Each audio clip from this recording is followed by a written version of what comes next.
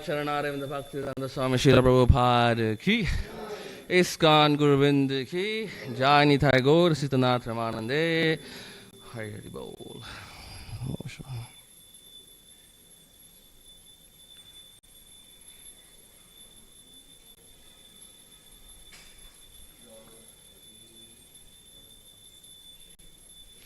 Om Namo Bhagavate Vasudevaya.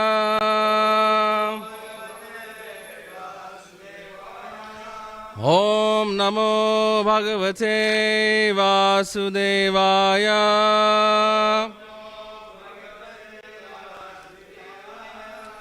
Om Namo Bhagavate Vasudevaya.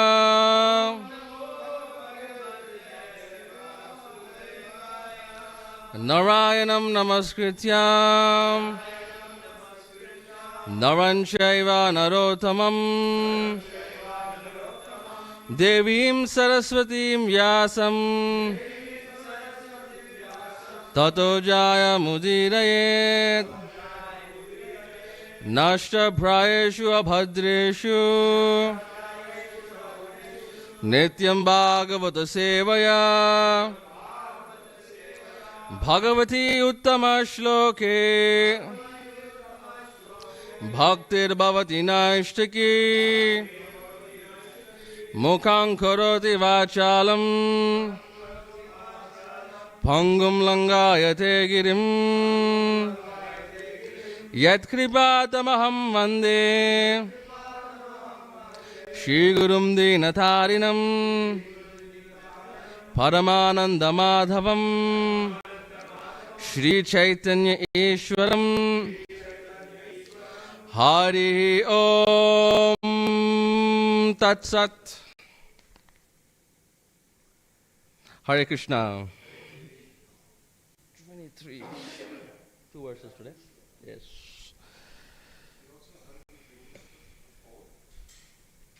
So, anybody is coming here for the first time? Yes. Can you help her how to actually get it on the phone? We're reading from Srimad Bhagavatam, Canto 4, The Creation of the Fourth Order, Chapter 25, entitled The Descriptions of the Characteristics of King Puranjana. Text number 23 and 24. There are two texts. Pishanganivim Shushronim Shyamam Kanakamekhalam Padbhyam Kvanadbhyam Chalantim Nupurair Devatamiva Pishanganivim Shushronim Pishanganivim Sushronim Pishanganivim Sushronim Shyamam Kanakamekhalam Shyamam Kanakamekhalam Padbhyam Kvanadbhyam Chalantim Padbhyam Kvanadbhyam Chalantim Nupurair Devatamiva Nupurair Devatamiva Pishanganivim Sushronim Shyamam Kanakamekhalam Padbhyam Kvanadbhyam Chalantim Nupurair Devatamiva Pishanganivim Sushronim Shyamam Kanakamekhalam Padbhyam Kvanadbhyam Chalantim Nupurair Devatamiva. Gentlemen.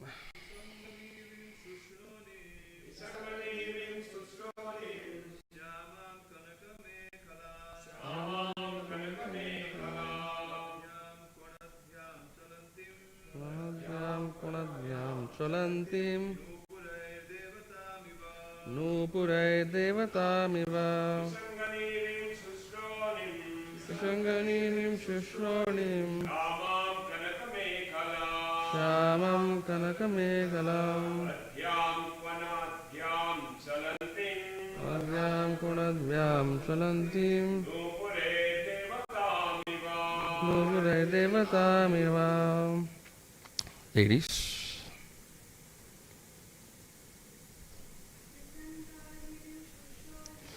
Sangraninim Sushonim Samam Kanakamekalam Kadyam Sunantim Nupure Devatam. Okay, word to word. Trishanga, yellow. Nivim, garment. Sushronim, beautiful waist. Shamam, blackish.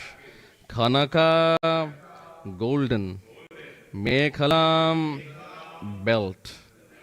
Padbhyam, with the feet. Kvanadbhyam, tinkling. Chalantim, walking. Nupurehi, with ankle belts. Devatam, a denizen of the heavens. Iva, like. Translation and purport by His Divine Grace, A.C. Bhaktivedanta Swami Srila Prabhupada. Srila Prabhupada ki. Translation. The waist and hips of the woman were very beautiful. She was dressed in a yellow sari with a golden belt. While she walked, her ankle belts rang. She appeared exactly like a denizen of the heavens. Let's just read the next shloka also. Sanavyanjita kaishoro samavrittau nirantaro vastrantena niguhantim vridaya gajagaminim. With the end of her sari, the woman was trying to cover her breasts, which were equally round and well placed side by side. She again and again tried to cover them out of shyness while she walked exactly like a great elephant. So we're reading the last paragraph of the second verse, the purport. Oh, wait. Yeah. The word nigruhantim, trying to cover, indicates that even if one is tainted by kama, lobha, krodha, etc., they can be transfigured by Krishna consciousness. In other words, one can utilize kama, lust, for serving Krishna. Being impelled by lust, an ordinary worker will work hard day and night. Similarly, a devotee can work hard day and night to satisfy Krishna. Just as karmis are working hard to satisfy kama, krodha, a devotee should work in the same way to satisfy Krishna. Similarly, krodha, anger, can also be used in the service of Krishna when it is applied to the non-devotee demons. Hanumanji applied his anger in this way. He was a great devotee of Lord Ramachandra, and he utilized his anger to set fire to the kingdom of Ravana, a non-devotee demon. Thus, kama, lust, can be utilized to satisfy Krishna, and krodha, anger, can be utilized to punish the demons. When both are used for Krishna's service, they lose their material significance and become spiritually important. Prayers. Om Jnana Timirandasya Jnananjana Shalakaya Chakshurunmilitam Yena Tasmai Shri Gurave Namaha Shri Chaitanya Manobhishtam Sthapitam Yena Bhutale Swayam Rupa Kada Mahyam Dadati Swapadantikam Vandeham Shri Guru Shri Yuta Padakamalam Shri Gurum Vaishnavamsha Shri Rupam Sagrajatam Sahagana Raghunathanvitam Tam Shajivam Sadvaitam Savadhutam Parijana Sahitam Krishna Chaitanya Devam Shri Radha Krishna Padan Sahagana Lalita Shri Vishakhanvitamscha He Krishna Karuna Sindho Dinabandho Jagatpate Gopesha Gopika Kanta Radha Kanta Namostute Tapta Kanchana Gaurangi Radhe Vrindavaneshwari Vrishabhanu Sute Devi Pranamami Hari Priye Jayatam Surato Pangur Mamamanda Matergati Mat Sarvasya Param Bhojo Radha Madana Mohano Vancha Kalpa Tarubhyascha Kripa Sindhubhya Evacha Patitanam Pavanebhyo Vaishnavebhyo Namo Namah Jaya Shri Krishna Chaitanya Prabhu Nityananda Shri Advaita Gadadhara Shivasadi Gaura Bhakta Vrinda Hare Krishna Krishna Krishna Hare Hare Hare Rama Rama Rama Hare Hare Namo Krishna Vishaya Vadale Shim Dejya Patako Swami Tamil Machar Vadane Rupadane Gorkam Nagarkam Thaya Namo Krishna Vishaya Vadale Shrimate Bhaktivedanta Swami Tanam Namaste Saraswati Devi Gaurana Vicharani Sheshimade Pashchata Dishatarine Hare Krishna. So today we are discussing two interesting verses. So basically, when we talk about Srimad Bhagavatam, we have to understand what is the origin of this scripture, what is the significance of this great scripture. We know that the human beings all have 4 defects, correct? 4 defects. Imperfect senses, cheating propensity, to be falling under illusion, and to commit mistakes. So with all of these defects, whatever knowledge we try to acquire will always have some inherent difficulty, incompletion, or it will be defective in a sense, right? So all of this knowledge which is encapsulated, which is acquired by the senses, because they always have some kind of a defect, this knowledge cannot be utilized by a person to actually gain happiness or transcend the 4 miseries and the 3 kleshas of this material world. It is because of this that actually the Lord, in the form of Vyasadeva, who is his Shakti-avesh or literary empowered incarnation, he actually descends and he actually writes all of the Vedas, the Puranas, the Mahabharata, and ultimately the fruit of all the Vedic literatures, Srimad Bhagavatam. The significance of Bhagavatam is that it is apaurushaya, which means it is written not by an ordinary person. It is written by somebody who is apaurushaya, who is beyond the senses, which means he is beyond committing mistakes. He is beyond the illusion of the Lord. He is beyond the senses, and ultimately the knowledge which is obtained is utilized or can be utilized for one to actually completely attain his end goal. So that is the main meaning of apaurushaya. So with that background, we must understand that whatever is given in Srimad Bhagavatam is simply perfect, right? Because it is above the senses, above our contamination, above all of these different material contaminations. Practically speaking, in Nectar of Devotion, it is given there are 18 different material contaminations which one must overcome if one actually wants to progress to the path of perfection. Kama, Krodha, Moha, Lobha, to be under illusion, to commit mistakes, to be proud, to be very restless, to be fearful. All of these, it's a big list. So 18 different material contaminations have been given. And if one must actually overcome all of these material contaminations so that one can actually progress on the path of self-realization and perfection.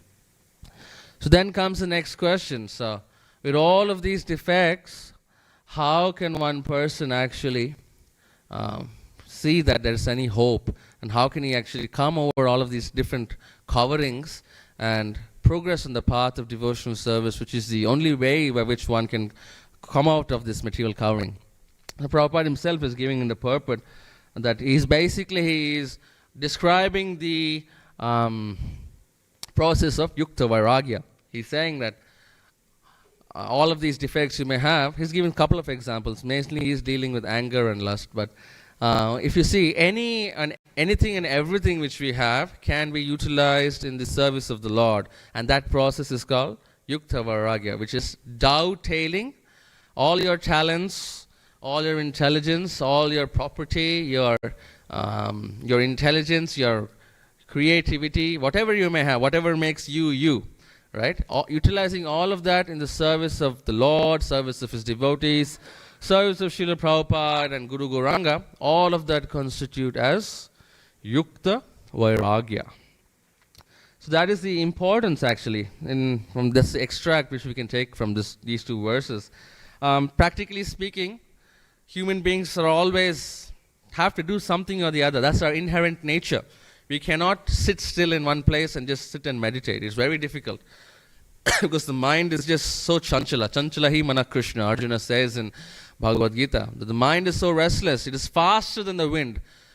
How many of you have been on an aeroplane? Yes, everybody's been on an aeroplane. Yes? Yeah. So he says it's really fast. And then faster than an aeroplane is a rocket. Yeah? But it is given in the scriptures that the fastest thing is actually the mind. When you think about some place, you say, oh, I want to be right now in Gopinatha's restaurant eating some nice Mahaprasad. Immediately our mind is there, honoring the prasadam in Gopinatha's. So that's how the mind is actually designed by the Lord. It is very, very fast, very powerful, very fickle. And the inherent nature of the living entity, all the soul, is also to always be doing some activity. And because of that inherent nature, we cannot remain desireless. It is very practically impossible. We are always desiring something or the other. And because of that, the Lord actually says that if you dovetail that desire, also in this my service, in the sense here me means Krishna, if you dovetail that desire also in Krishna's service, that automatically the desires are purified and our existence is supremely achieved, right? So rather than rejecting all of these material objects, we see that sometimes these so-called yogis and rishis, they'll be there, oh, don't give me money, don't give me wealth, you're polluting me, you're going to try to make me fall down from my very advanced spiritual position. When Prabhupada actually heard this once, and he said, oh, no worries. This is actually come in a picture, there's a very renounced yogi, he's rejecting money, and when one of the disciples showed this, he said, if you gave the opportunity to me, I will take a picture with all the wealth here, and then you can take a picture of that, because anyways, I'm going to utilize all of this wealth in Krishna's service. So it doesn't really bother. The crux here is a person may externally and artificially reject these desires, but actually internally they may be burning like wildfire, right?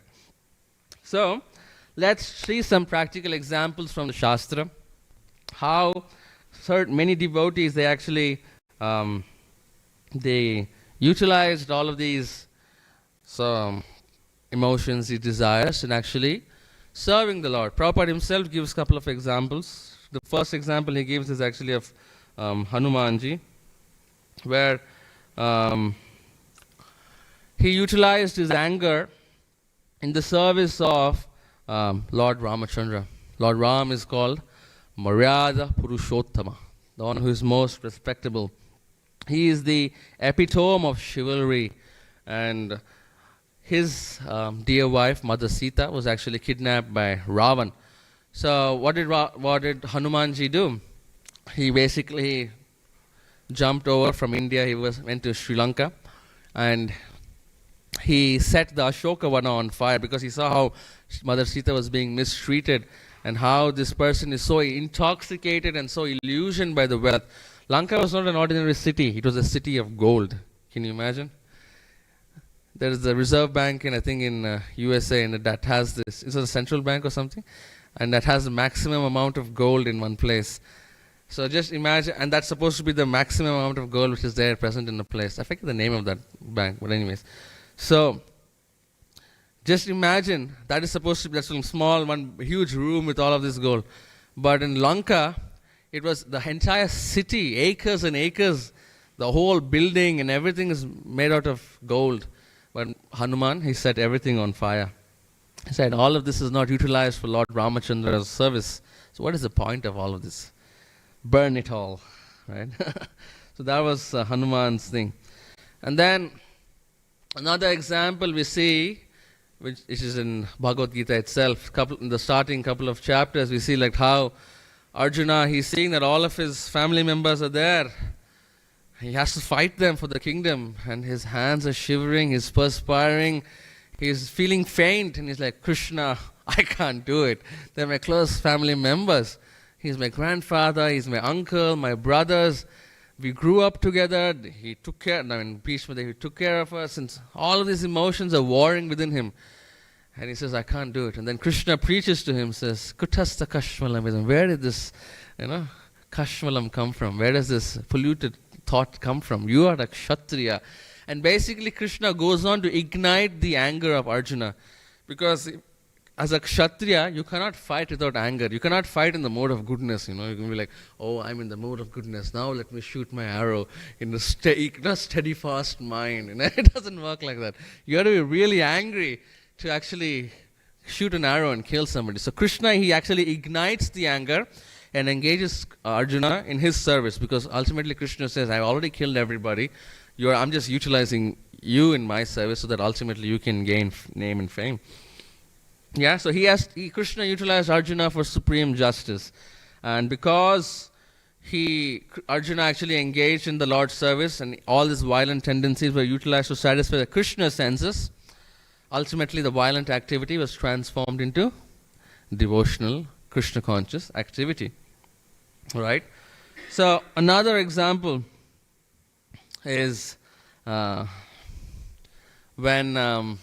Mahaprabhu, of course Mahaprabhu is non-different from Krishna, Radha Krishna Nahi Anya, Mahaprabhu, non-different from Radha Krishna himself, and he descended 500 years ago to actually preach the devotional sentiments towards Krishna as in the form of a devotee himself. So he is playing the part of a devotee, and he comes and he sees the activities of Nityananda Prabhu and Haridas. They're going, he said, he orders them, Jare deko tare ko Krishna upadesh amaragnya hai guru.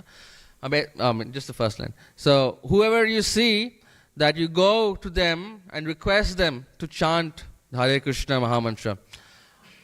It is said that Nityananda Prabhu and Advaita Acharya, would have blades of grass between their teeth, and they would request, beg door to door, that please chant the name of Krishna, please chant the name of Gaura Hari. So you can just imagine that Nityananda Baladev is non-different from the expansion of Krishna, and Advaita Acharya and Haridas Thakur is non-different from Lord Brahma. So both of them together, they're taking such a humble stance, and they're going door to door, begging practically everyone to take up the holy name of the Lord and to chant the names of Krishna and Gaura. It so happened that one day they see the two drunken brothers with so-called Brahminical brothers. Of course, they're born in a very nice Brahmana family, but because of bad association, they were engaged in all sorts of nonsensical activities. The two brothers, Jagai and Madai. And then when Haridas Thakur and Nityananda Prabhu, they actually approached them and request them to chant the holy names of the Lord. It is said that they are so much intoxicated that they actually go on to chastise Nityananda and Advaita Acharya. And it goes up to such an extent that one of them actually throws a pot of, which contains a clay pot, which had contained all of these intoxicants, and it strikes Nityananda Prabhu's head, and it starts bleeding. And when Mahaprabhu hears this, he becomes the epitome of anger. He just rushes to the place and he says, Sudarshana! He's ready to actually kill Jagai and Madai.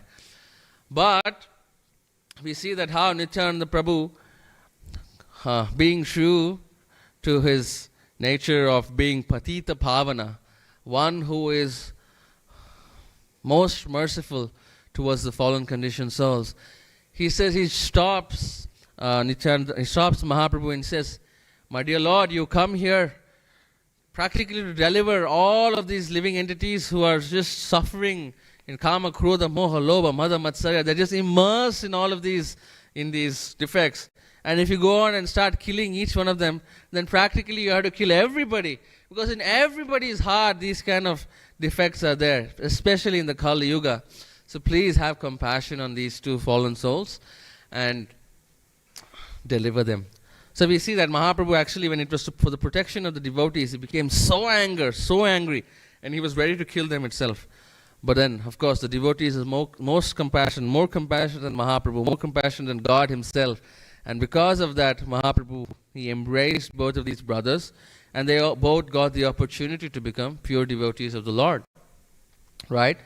So that is also a very, very interesting example on how Mahaprabhu himself, he exhibited anger. It says in the Shastras that anger is not good, but we see that for the right cause, for the protection of the devotees, anger is justified. Of course, it's not telling that we all can also become angry and go and kill somebody. No. We try to follow in the footsteps of Mahaprabhu, how he delivered Jagai and Madai. Right? So that's to do with anger. So then when we go to lust. Lust does not just mean sexual attraction, but it also means intense greed. Greed for enjoying or lording over the material nature. That is kama. Intense greed. Because of this itself, actually, if we see, Prabhupada actually mentions that kama is the main source of which we are actually remaining in the material world. We see that how in some of the Acharyas' examples, how they actually transform this kama to prema. One of the classic examples is Bilva Mangal Thakur, right? Bilva Mangal Thakur, he was a very nice Brahmana boy, but because of bad association, that he was in the practice of actually associating with a prostitute called Chintamani. And one day it so happened that it was a very, very thunderous weather, thunderstorm. The whole place was raining left, right, and center. The river was flooding and overflowing. But even then, in that kind of a situation, Bilva Mangala, before he was Bilva Mangal Thakur, so Bilva Mangala Thakur, he was so much enamored or so much burning with lust that he just went out in the rain. He fought the waves. He crossed the river. He came to the house of Chintamani and he sees a rope there. I mean, her house is completely blocked because she says that in this weather, who's going to come? But she didn't know better. Anyways, so Bilva Mangal Thakur, he sees a rope and he pulls the rope and tries to cross, and he actually realizes that rope is actually a snake, a huge, thick, fat, venomous snake. But somehow he crosses and he goes to Chintamani.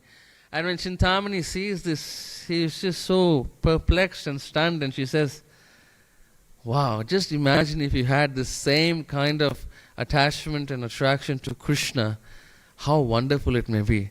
And that actually struck Bilva Mangal Thakur, And he says that, yes, I mean, so much difficulties he faced to actually try and go and enjoy with Chintamani.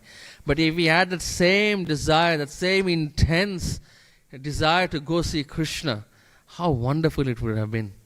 And that actually awakens in him. And over a course of time, he develops also an intense spiritual greed to see Krishna. And eventually becomes so detached that he actually blinds himself to actually completely avoid material attraction, so that he can just completely be meditating on Krishna. So this is one example of the Acharyas showing how lust was transformed, material attraction was transformed into the supreme attraction towards Krishna. Actually, in his writing Krishna Karnamrita, and also the wonderful song Govinda Damodara Madhaveti, he actually gives special mention to Chintamani that she is one of my spiritual masters, Somagiri is his actual guru, but then as his Somagiri he considers as his initiating spiritual master, but Chintamani as her Vartamana protector or Shiksha guru, right? Another example of transformation of lust to spiritual greed is Haridas Thakur. Of how Haridas Thakur, he practically demonstrates that how the lust within the heart is completely transformed into prema to the Lord just by chanting of the holy names. So once when the people who are envious of Haridas Thakur, at that point in time, Haridas Thakur was born in a Mohammedan family. And being born in a Mohammedan family, he was still chanting the holy name of the Lord so intensely, with so much emotion, so much of devotion, that all of these other smarter Brahmanas, they felt very insecure, they felt very envious of Haridas Thakur. And they decided that they must try to make Haridas Thakur fall down, right? So what do? They all come together and they hire this prostitute. And they send this lady to Haridas Thakur. So when she comes to Haridas Thakur, and the lady very humbly entreats, "My Lord, I've come to actually enjoy with you."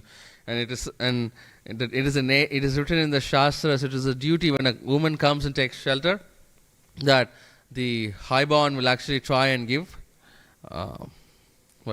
protection and satisfy the desires of the woman. But then Haridas Thakur, very nicely he handles it. He says, "I am chanting my rounds at the moment. So kindly, I cannot do any activity before chanting my rounds. So you kindly please sit here, and after I finish my rounds, I will definitely try to fulfill your desires." So Haridas Thakur, actually, he used to chant 300,000 names of the Lord in a day, which is approximately 192 rounds a day. So if you do a practical calculation, it's like what? Take for example, even if you chant 16 rounds, an hour and a half, 2 hours. Let's take for practical sake 1.5 hours, okay? 116 rounds. 192 divided by 16. What is it? 1, 2, 12. So it's 12. So 12 into 2. Okay, let's take 2 hours for 16 rounds. So 12 into 2, which is basically 24 hours. So basically, practically speaking, he was chanting 24 hours a day. He had no time for anything else. So, so when she comes and says, "Okay, I want to finish my rounds. You sit next to me. And then after I finish my rounds, then we can do something." So first day she sits, and she's constantly hearing Haridas Thakur chant. It's not that. And then second day also, same thing happens. Chant, here. Third day also the same thing. After 3 days, then she's like, "My Lord, I don't know what is going on. There's some transformation within my heart. I completely lost the desire to do all this. Actually, I have been hired by all of these inimical brahmanas who want to actually pull you down. So now you please guide me. What do I do? I surrender unto you." And then Haridas Thakur says, "Very nice. So you sit in front of the tulsi plant, and then you chant Hare Krishna and be happy." And then actually another place is actually given in Chaitanya Charitamrita. That one place actually, Mahamaya herself, she comes to chest Haridas Thakur. Just can you imagine? Maya itself is coming to chest Haridas Thakur. Whew, scary. But then again, by this chanting of the holy name, Haridas Thakur actually, he overcomes that situation. So this is some nice examples actually of how the lust within the heart is actually transformed to spiritual greed, spiritual prema. So we see that Krishna is also known as Bhavagrahi Janardana. It's very actually nice to reciprocate with the Lord. We can reciprocate the Lord with all the sentiments which we have, We can reciprocate with him with love. We can reciprocate with him with an anger. Some people some reciprocation is in the form of fighting with the Lord. The Lord also enjoys fighting with him. The Lord enjoys playing with himself. I was just reading recently like how some of the boys, the cowherd boys, when they're playing with Krishna, they sit on his shoulder and he's like, "You're not such a great man. You're the same as us. Who says that you're great?" And then I just continue to play. So you can see how Krishna is just he's just conquered by the love of all of these boys and girls. It's saying that he's Bhavagrahi Janardana. There are different ways by which Krishna is actually perfect. So whenever we actually reciprocate with the Lord, that reciprocation itself is perfect. And in that perfection also there are different stages of perfection. If you see the three different stages of perfection, or the ways when Krishna is described, is most perfect, very perfect, and perfect. Interesting, right? We just think, least, more, and most. That's the thing. But Krishna is perfect, very perfect, and most perfect. So when we have loving exchanges with the Lord, when the Lord is present in Mathura, that is perfect. And when Krishna is present in Dwarka, that is very perfect. But then when Krishna is present in Vrajabhumi, Vrindavana Dham, that is most perfect. So in this way, Krishna actually, he reciprocates with the devotees, with all the different kinds of emotions, being true to the name Bhavagrahi Janardana. There's also 4 different personalities of the Lord, which is very interesting to understand. So he is Dhiro Dhata, Dhira Prashanta, Dhira Lalita, and Dhiro Data. So Dhiro Data is when he is very chivalrous and he's very grave and he's very equipoised, and that is a kind of when he is in that kind of a mood, it is called Dhiro Dhata. This is when he's actually interacting in a very grave manner with all of his devotees. I think, when he is actually with Brahma and Indra, when they come and offer prayers to the Lord, and he is very equipoised and grave, they're all offering respects, but the Lord is very grave in all of these respects. So that is one mood of the Lord. Then we have Dhira Lalita, when the Lord is very mysterious, very playful. So this is the kind of dealing which he actually exhibits along with all the cowherd damsels of Raja, all the Rajavasis, the cowherd women, all the gopis and the Manjaris and all of them. This is how he interacts, very playful with them, very joyful, very sweet relationship. And then we have Dhira Prashanta, when he is actually exhibiting himself. When he is as the younger brother, he actually interacts with Yudhishthira Maharaj, very soft-spoken, he's like, he's showing respect to all his elders. That is the kind of interaction, that is Dhiro Prashanta. And then finally we have Dhirodhata, which is when he's exhibiting his anger and his, it also mentioned in Nectar of Devotion, that envious nature also. It's very interesting to understand. Transcendental envy, anger, and when the Lord actually exhibits all of that, that is Dhirodhata. So that's a very nice description given there. How many of you know of the demon killed by Krishna in the form of a deer? Any of you know? No. So the description is given there that when there's a demon which came in the form of a deer to actually come and annoy Krishna, and Krishna, he says, "Here, you demon, this is the nature of Dhirodhata." This is the description actually. So Krishna is telling to the demon which has come in the form of a deer, he's saying, "Hey, you demon which has come in the form of a deer, there is an elephant by the name Krishna who is coming to catch you. You better flee this battlefield or you will meet death personified himself." So that is the kind of nature of Krishna. He's saying, I am the elephant called Krishna who is coming to capture you. There's also another, when he writes a letter to Kalayavana. He writes a letter to him and he says, "You Kalayavana, you are just like an envious frog. You better go into a dark well. Otherwise the black snake of Krishna is going to come and catch you." So that's how Krishna is actually, that's the Dhirodhata feature of Krishna. So in this way, we see that Krishna exhibits so many different features and so many ways by which one can actually reciprocate with him.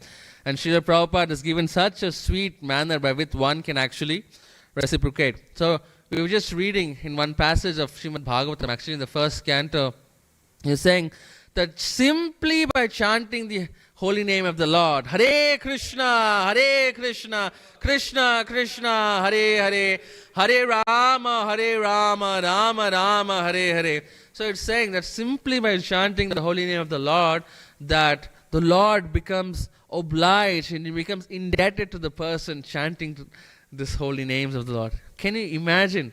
It is something which is just mind-boggling, that just by chanting the holy name of the Lord, that the Lord becomes obliged to you. What does it mean?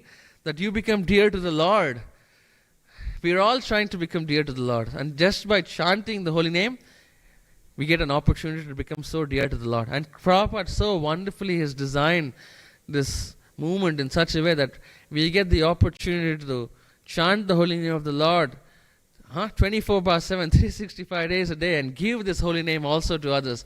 It is said that by broadcasting this chanting of the holy name to everybody, that is the most auspicious activity one can actually perform. It is out of the 64 qualities of the Lord, one of the qualities of the Lord is all auspicious. And the description is given in the Nectar of Devotion, that the broadcasting the glories of the Lord to everybody, all the materialists, all these people who are suffering in the three modes of nature, all of them, by the broadcasting of this holy name is so powerful, so all auspicious, that it is given that when Narada was actually describing the glories of the Lord, that, Lord Shiva is another name is Nila Kanta. When he was churning all the demons and the demigods were churning the milk ocean, the very ferocious poison, which comes at the time of annihilation called Halahala, it actually comes, and nobody could actually handle this poison except Lord Shiva. And Lord Shiva, he actually drinks this poison and he catches it in the throat. That's why it's called Nilakanta. Because of that poison, his throat becomes blue. So the description is given when Narada Muni was actually talking about the glories of the holy name, that because the holy name is so pure, so all auspicious, that the blue in the throat of Lord Shiva actually disappears. And then after some time, Parvati, when Lord Shiva goes to Parvati Devi, she tries to chase away Lord Shiva because who is a stranger coming near me? Because he loses that blue throat. Then she's like, so some stranger is coming near me. And she tries to chase away Lord Shiva. But actually, because of the holy names, that the blue or the darkness in the throat disappears. Another beautiful description is given, that when Balaram was actually hearing all of these nice descriptions of Krishna, the glories of Krishna, Balaram loves to wear blue dhoti because it reminds him of Krishna. But while he was listening to all of these glories, the blue dhoti of Balaram becomes white. And then Balaram is so surprised. He's like, what's going on? Why has my dhoti become white? So we can see that because of the glories of Krishna, everything becomes all auspicious, everything becomes pure and right. It's also said in Vrindavan, when all the gopis and Vrajavasis were actually discussing the glories of Krishna on the banks of the Yamuna, that the Yamuna, she is Kalindi, she is black in color. She completely transforms into milk, and all the gopas and gopis, they start churning Yamuna to get butter. So in this way, we see that how just simply by chanting the holy names of the Lord, one can actually become pure, all auspicious, and the Lord himself becomes obliged. So it is for this matter of fact that Prabhupada has given that one must try to chant every day with full attention the holy name of the Lord, a fixed amount of rounds of the Hare Krishna mantra, because gradually over a period of time, all the anarthas, all the kalmash, all the dirt within the heart will get eradicated. And then it is said it's like a Gundicha Marjanam, when Mahaprabhu actually he cleansed the whole temple of Gundicha. In the same way, just by chanting the holy name of the Lord, the temple of the heart will be gradually cleansed, and one can very, very soon attain the lotus feet of Shri Shri Radha Gopinath. Shri Radha Gopinath Ji ki, Shri Krishna Chaitanya Mahaprabhu ki, Srila Prabhupada ki, Ananta Koti Vaishnava Vrinda ki, Jai Nitai Gaur Siddhanath Premanande. Hari Hari Bo. Hare Krishna. Prabhu, yes, question, but only regarding the class, please. Another purpose.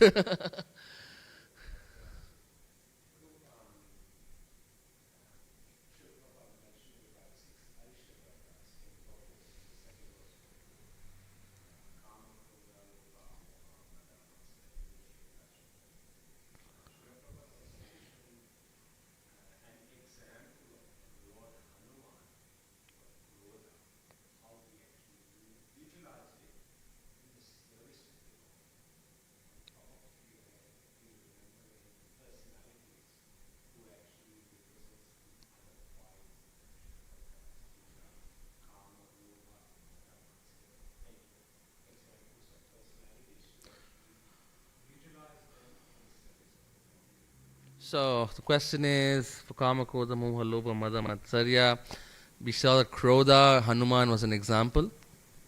For the other 5, there are some examples. So I think for Kama, I actually mentioned a couple of examples, like Bilwa Mangala Thakur, Haridas Thakur, Pingala also. The prayers to prayers by Pingala. Pingala Uvacha, it comes as a nice song. It's not coming. But yeah, even Pingala is an example for once she actually wanted to, at one day she actually wanted to she was waiting for somebody to come and actually associate with her. Her occupation was actually again as a prostitute. But when somebody didn't come to engage with her that day, she felt very frustrated, and that frustration actually, she actually realized that actually the Lord has put her in a situation that she can actually always meditate on the Lord. So that's also an example of how she Kama to Prema. Moha, greed is many examples. Again, Dhruva Maharaj, when he was very greedy for or lusty for material prosperity. But then again, when Prishnigarbha Vishnu comes and blesses him, he's like, oh, I don't want all of this. It's all like broken glasses. I only want your service. Yes, so stuff like that. Mada and for the other 2, I'm not sure. But one thing is for certain, that envy is something which can never be actually utilized in the service of the Lord. I've read that envy is the only one emotion which cannot be dovetailed in the service of the Lord. Because of the envious nature itself, we actually fell down from the spiritual world. What is envy? It's like, oh, why is Krishna enjoying? Why can't I also enjoy? So that is the envious nature. That's the only thing. But actually, I was just reading recently. It says that envy is only one thing which cannot be this thing. And I was just seeing through Bhagavatam, and then going through many of the verses, and I was just saying, is there some way that envy can be pacified? It's pretty strange when you think about it. That how can there be something which cannot be, which cannot be pacified? And finally, I came across one verse in Bhagavatam, which is Swastyastu Vishwasya Kala Prasidatam Dhyayanti Bhutani Shivam Mitodaya Manasya Bhadram Bhajatat Zokshade Aveshatam Nomatri Api Ayetuki. That actually in that verse it says that let there be auspiciousness to the whole world, and let the envious nature of all the people be pacified. So we found one nice prayer actually that will pacify the envious nature of people. But of course, envy cannot be dovetailed in the service of the Lord, but it can be pacified. So yeah, Prabhu. Kama, Krodha, Moha, Lobha, Mada, Matsarya. I'm not sure about the other 2, but yeah.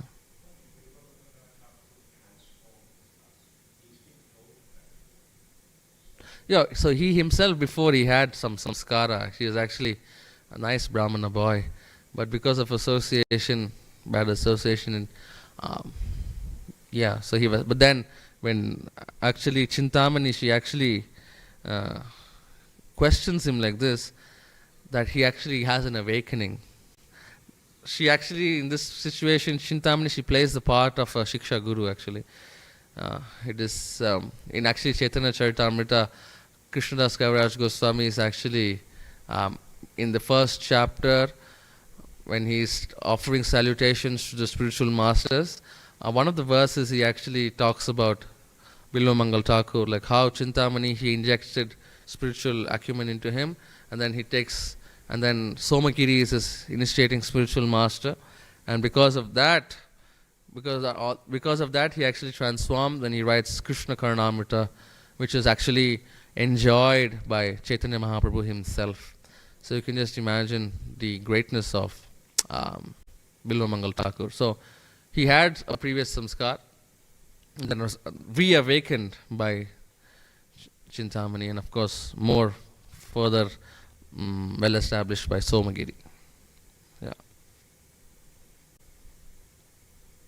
Any other questions or comments? No? Grantaraj Srimad Bhagavatam ki, Srila Prabhupada ki, Srila Gurudev ki, Jai Nithai Gaura Sitanatha Premanande, Hari Hari Hari Bo.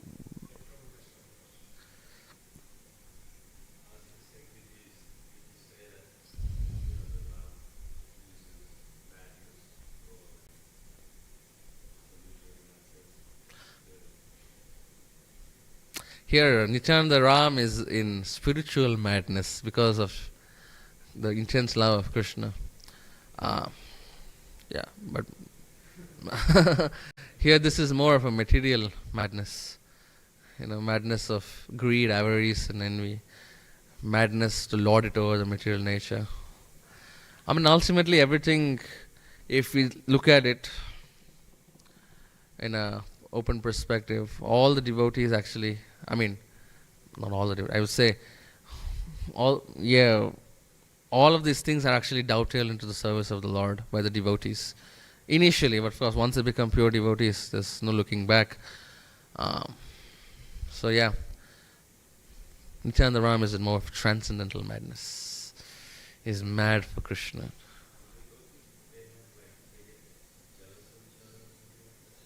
Yes. No, it's not. It's transcendental jealousy. Of course, that even in nectar devotion, if you see Krishna, it says that there's an envious nature. He says. Actually, I was also surprised of that. But then, when you read for more, it says that it is not the same envy as we see it's in the material world.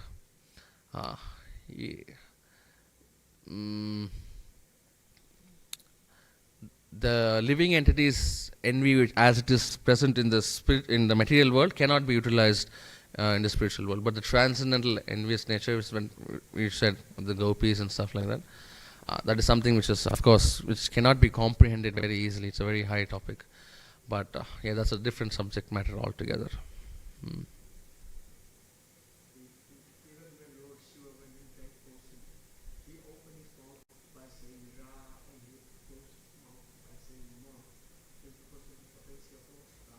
Absolutely. Yeah, the potency of the holy name is unbelievable, unlimited. It's actually an offense, actually. If I was just saying a quote, that to equate the holy name to 1,000 Ashwamedha Yagyas and stuff like that is also an offense. Because practically speaking, you cannot equate the holy name to any of the so-called Vedic rituals and activities, because the potency of the holy name is so unlimited. Of course, one Ashwamedha Yajna is such a big thing, so much material benefit you get. So you cannot equate anything to the potency of the holy name. Holy names, the potency and the power of the holy name. Just imagine the Lord himself is being obliged to you. How much more is that? You're practically associating with the Lord himself when you're chanting. Prabhupada actually says when you're chanting of the holy name, the Lord himself is dancing on your tongue. So you must, how much of attention you must pay when you're chanting. When the Lord himself is on your tongue, how much attention you must give. So 10 offenses, inattentiveness is also one of the offenses. Yeah. Thank you for that point, Prabhu. Okay, we'll break here. Thank you so much. Hare Krishna.